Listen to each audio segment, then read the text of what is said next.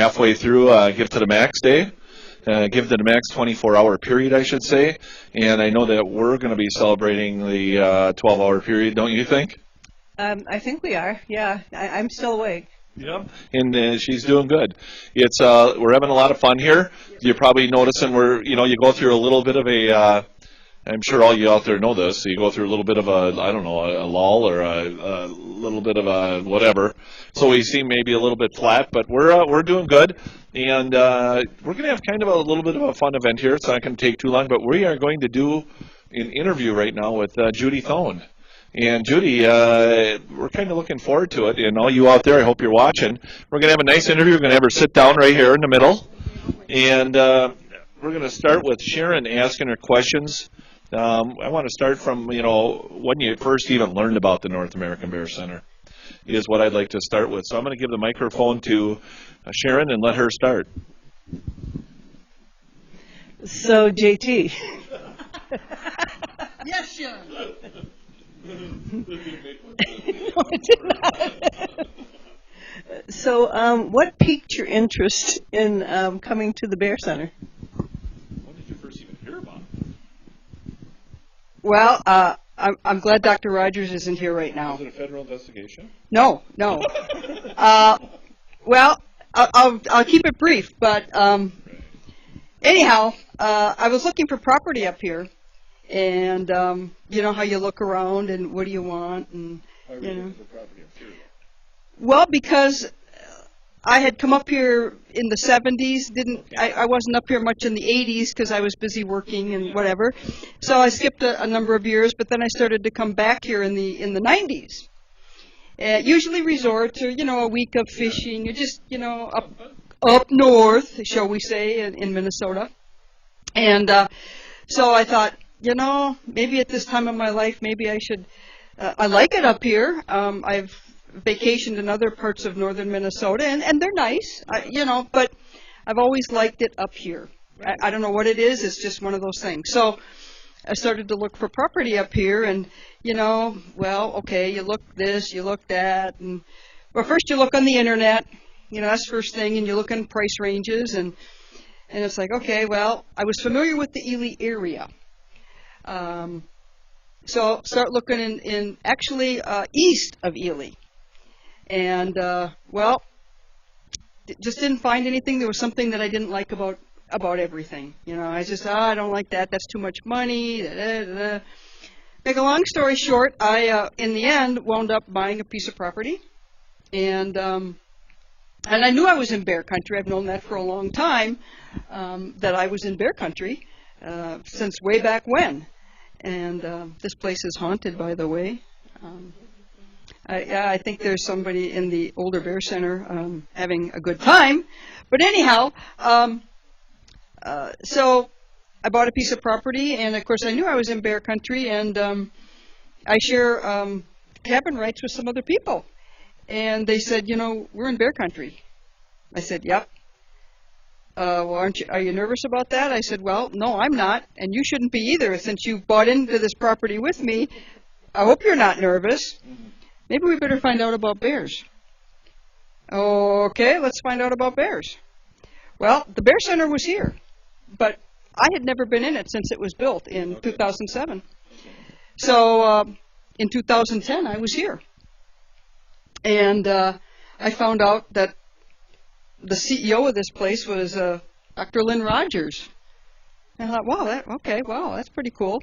So I Googled this person, Dr. Lynn Rogers. Of 11. 2011. Yeah. Keeper's course. Well, I wanted to volunteer sooner than that. Yeah. And I actually, shall we say, knocked on the door. I mean, I came in here in late 2010 saying, are there volunteer opportunities, whatever, and, well, my timing wasn't right and whatever, so that's okay, all right, in the springtime. So I was here in April, ready to figure out how to work with bears. It's pretty neat. And you started work with Sharon then fairly soon? No, not at all? Talk about that. Well, Sharon was busy doing some other stuff, and Sharon's got a better timeline on that than I do. But I mean, I knew Sharon. I knew the staff. Yeah, well, 2011 was probably my bad year. That year, my dad found out that he had Lou Gehrig's disease, and so I was here for a week, home for a week, traveling back and forth. So I really didn't know Judy, and I would always hear she was the busiest, and still is, by the way, the busiest, most ambitious person that we had as a volunteer at that time, and she worked with the Bears, and I did not. But 2012, yeah, I really got to know Sharon, which was obviously the following year, and I have to say I enjoy volunteering here. There's a sense of community, there's a sense of family, there's a sense of that, when you volunteer, that, the work you do is appreciated, and, that's worth a lot to people, that, you're here, and of course I have a cabin here, so it was pretty nice.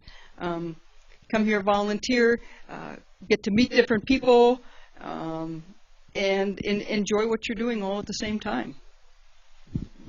Yeah, well, it sure is enjoyable to have you here. I can tell you that. It's a lot of fun. I think we have a lot of fun.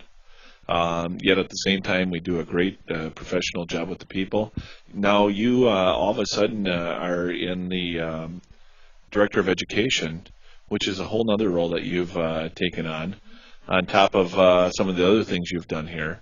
And I know that there's a lot of plans for that in the future, that there's just a whole lot of things you're going to be doing. We won't go into that. We don't need to talk about that. But what other things do you like to do besides the Bears? Well, something I did before I came to the Bear Center, which is another job, and that was actually a job, is I worked with a guy who photographed animals, domestic and otherwise, in studio and on location. So, although bears has been the largest animal I've worked with in any, but, well, we did photograph some horses, I guess. Okay, so that's bigger than a bear. But other things I enjoy doing, and one of the reasons why I'm up here is I do enjoy kayaking. Fishing, on and off, it depends. I'm one of those fair weather fisher people, and it's always catch and release. So if they're not like kind of jumping in the boat, I can get bored. I know you can't believe that, but but I whether I'm kayaking on a lake or just out in the boat, just tootling around, shall we say, just looking at whatever's out there, I find very interesting. So, but I will say I like to have juggle a number of balls all at one time. I'm always kind of got, my fingers in a couple of things at one time. But I think that's what keeps me young. And it keeps the mind going. And the real part that I really enjoy here at the Bear Center is that interaction with people. That really keeps you fresh, at least to me, keeps the mind going. You get ideas from other people. They see the place from different perspectives. Retirement, at least to me, I've been retired about, it's going to be 11 years, I guess. Retirement is an opportunity that I can do things that I've never had the opportunity to do before. And that's really what I've been doing, and I want to keep doing it. Well, you do it good. I'll tell you, that's a really neat thing. We've got, we got Missy and Burger King coming through, and we got somebody wearing a Burger King mask. Halloween's done. They didn't get the memo. Just so you know, Sharon is freaked out by Burger King. She just don't like that Burger King guy on TV, so they walk around with Burger King masks on. She does her share of stuff too, though.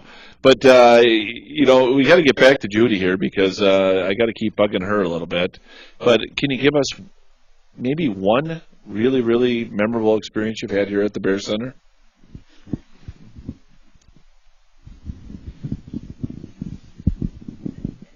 Yeah, well, yeah.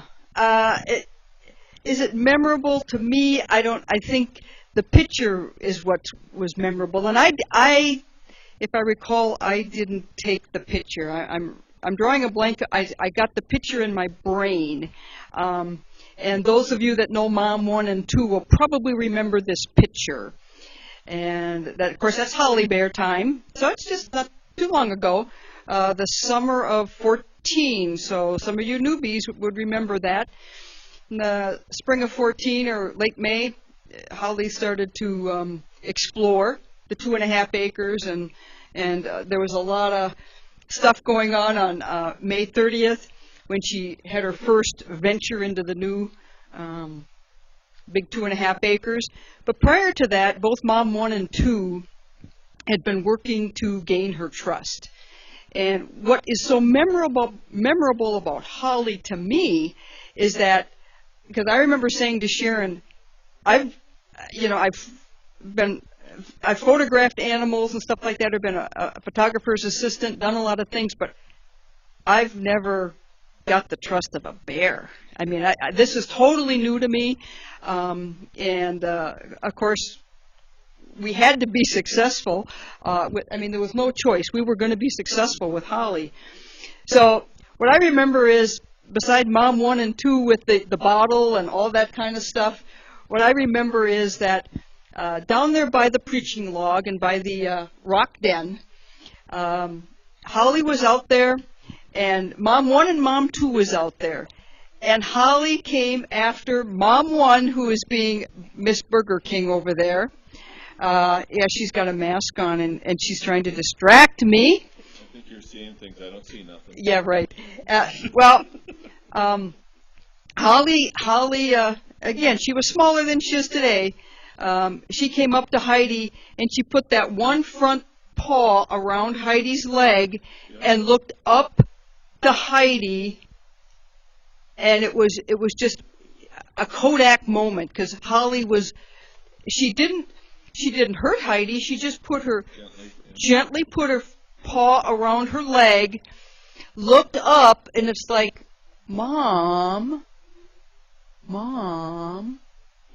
And Heidi looked down at her, and from that moment on, I knew Heidi was Mom 1. Yeah, and the other thing the other story that I think I can. You only said one. Yeah, well, I got to tell this one because I will. Is the day that the day Holly came, which was December 27th. It was cold, and I remember I remember the day that Dr. Rogers called and said we were going to get a cub, and be ready. And so here she comes on December 27th, and here's this car with a trailer behind it. Not a big trailer, and Holly's in this box that, of course, we hadn't seen. I've only seen a couple pictures. And I remember transferring that box. I did, and a couple volunteers did. They transferred that box to that pickup truck. And I remember the pickup truck going up to the bunkers. And it's like, I'm saying to myself, what did I get myself into? What are we going to do when we open that box? I mean, it's like, wow, this is something. And it was like, well, of course I want to be involved in this. So, but the responsibility I felt was kind of heavy. You know, it's like, and I looked to Sharon, and I remember looking to Sharon saying, what are we going to do? And Sharon can tell you, in maybe one of her stories, that bringing up Lucky and Holly are a little different. Yeah, I'm sure.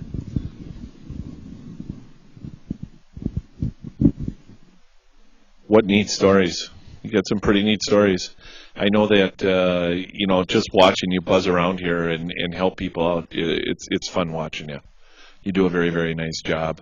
And, of course, everybody here works hard and helps each other out. But, one of the things I noticed, and I was working with Judy for a short period of time, and I was listening to her give a 1 o'clock enrichment while I was watching her. And I thought, she's theatrical. She's got some theater in her.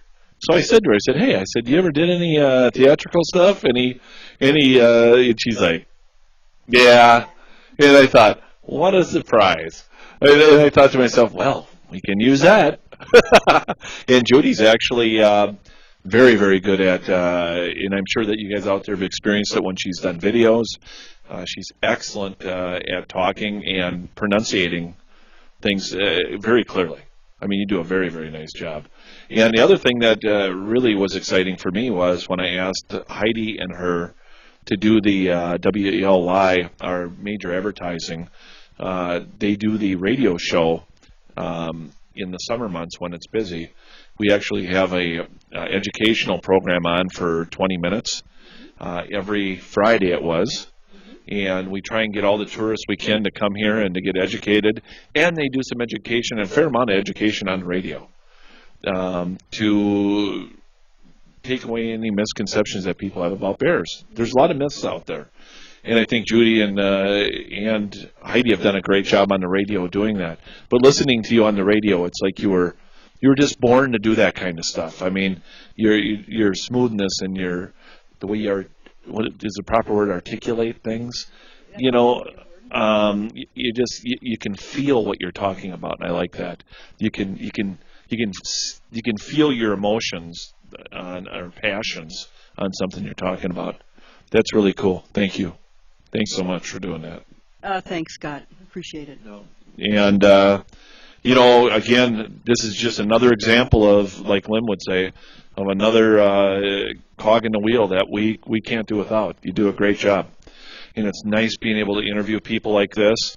Sharon, I can spend time, I think Sharon and I interviewed during the summer, and listening to her talk and her experiences, it's amazing what they've been through and all their cool things that they've done.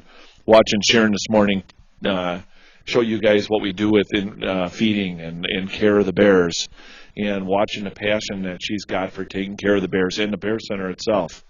That's what makes the place move forward, you guys, and I appreciate that. So all you guys out there, all you guys, I should say gals and guys, out there, not picking on any certain gender, but I got to tell you, without you out there, we're in trouble. We need your help. And Give That a Max Day is a big day that we help each other monetarily. And it gets tough sometimes. Not everybody's got money to give, but they give time, they give effort, they do a lot of different things for us. But if you've got anything that you can help us with, we really appreciate it. It's what makes the Bear Center go forward. And again, we will get back to you in the next hour. Right now it's 11:18, so we'll see you in about 42 minutes. So we'll see you in 42 minutes. And that next time will be, what time? High noon. So we'll be looking forward to seeing you at noon. The halfway point. Yeah, the halfway point. It's where the, I want to say where the men are men and you know, but that ain't how I should put it. But you know what I mean. Right. It's, what is it that I'm looking for? I'm losing words here. It's lunchtime. It's lunchtime, that's right. So have a great day. We'll see you again in 41 minutes. Thanks again. Have a great day.